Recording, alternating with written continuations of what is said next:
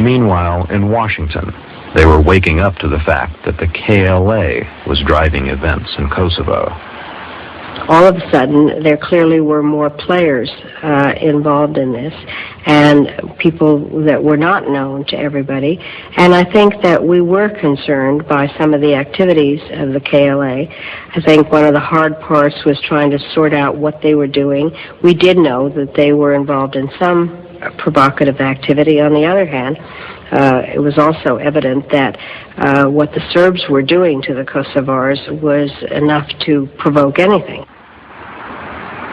The Pentagon, too, was concerned, worried that the U.S.-led coalition was being maneuvered by a band of insurgents into endorsing its war of liberation.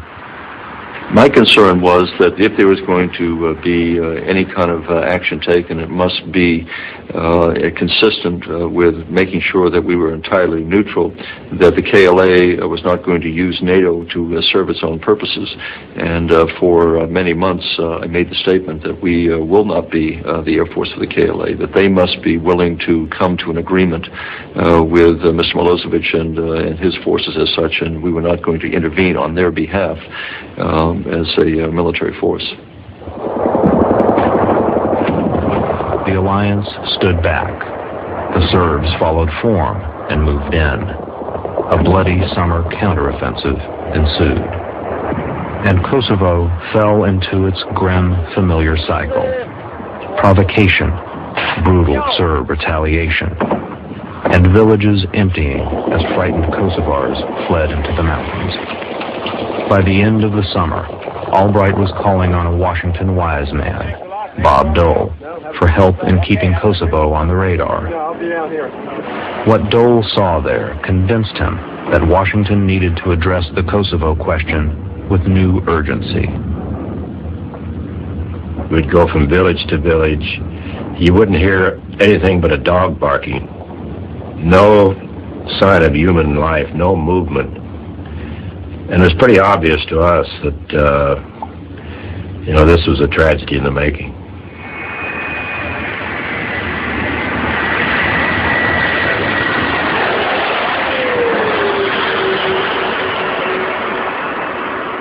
Dole returned to the White House. I told the president that there have been so many empty gestures that I don't believe Milosevic really believes anything will ever happen. That was sort of my message. But let's face it, the president was preoccupied with Monica Lewinsky. I think it's fair to say, without disclosing what was said, that we talked about that. So I think it was a distraction. I think the whole Lewinsky thing, I've said, I think Kosovo was maybe the first casualty of the Lewinsky affair.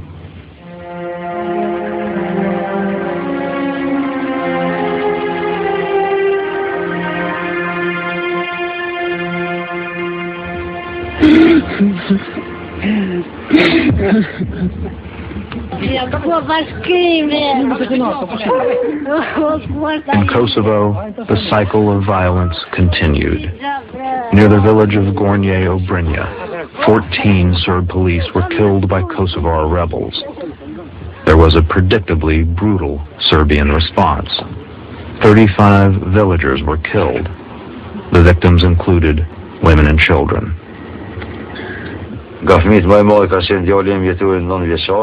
The oldest child I lost was my 9-year-old son, Jedel. It was Valmir, who was 18 months old. He still had his pacifier in his mouth. Then, there was 4-year-old Minda, Gentiana, who was 5, Daniela, who was 6.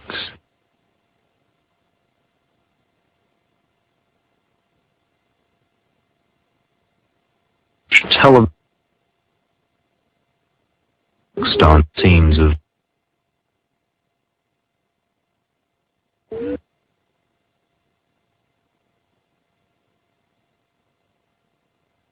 clear the uncomfortable truth. The was inescapable. As the pictures from Gornje Obrinja reached Washington, Clinton's foreign policy advisors were gathering at the White House.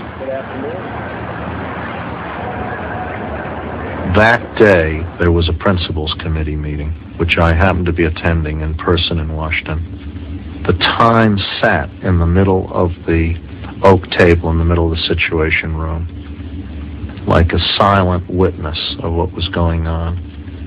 When the picture showed up of these massacres, and there was the sense that I'd had from the very beginning of the year, that were reliving the stories of Srebrenica and the terrible things that had happened in Bosnia, and that we knew better now, that we shouldn't be allowing these kinds of things to happen.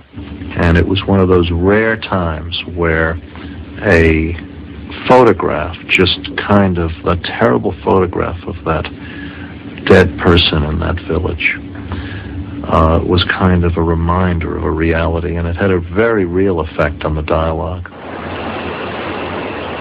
At that meeting, the president's team reached a pivotal decision. If Milosevic didn't pull back in Kosovo, the U.S. and its allies would use military force. In a way, finally reaching that decision was the easy part. Selling that idea politically at that particular moment presented an even more formidable challenge. The committee will come to order. On September 18th, the House of Representatives passed a resolution with strong bipartisan support directing the referral from the Office of Independent Counsel to this committee. Clearly, when you get in a situation in which the House and the Senate are considering and then starting down the road of impeaching the president, that's not a good time to go to war, particularly in a situation where the interests of the United States are not as clear-cut as they would be in, say, the Persian Gulf, or if the United States or one of its allies was directly attacked. This is a question about interfering in the internal affairs of a state that we recognize to be an internal affairs, in which there are large-scale humanitarian atrocities, although not many people have been killed yet. And for the president, under those circumstances, to consider the use of force, even without impeachment hanging over him, is a difficult issue. With impeachment hanging over him, it's nearly impossible to consider this in a serious manner. For the one American unique Congress was in no mood to consider more American troops in the Balkans. They remembered this president promising to bring U.S. troops home from Bosnia within a year. 5 years later, the troops were still there. Congress made it very clear that they were reluctant at best, and certainly many were in opposition to any kind of commitment of any peacekeepers to the region. And so the president was very much aware of not wanting to get engaged in any kind of another long-term commitment. Mr. Speaker, the President was obliged, under his sacred oath, faithfully to execute our nation's laws. Given the president's political constraints, his team arrived at a formula for military intervention in Kosovo. The president promised there would be no ground troops, only surgical airstrikes. It was this definition of force that the president's team now had to try to sell to Congress. It did not go well, the meeting. They put forward their plan, and it was met with a great deal of skepticism. You had people saying, okay, how about if the bombing doesn't work? How about ground forces? What about ground forces? Are you prepared to use ground forces? What's step 2, 3, and 4? And they weren't prepared to say.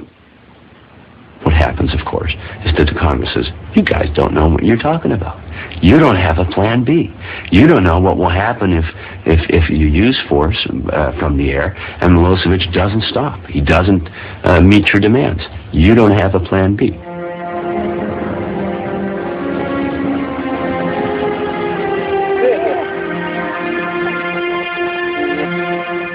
In October 1998, the predicament in Kosovo was urgent. Milosevic's brutal counteroffensive had driven more than 50,000 Albanians into the hills.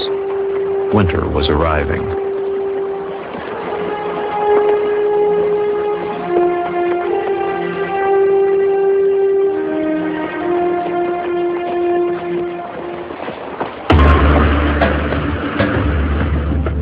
Holbrooke was dispatched to Belgrade.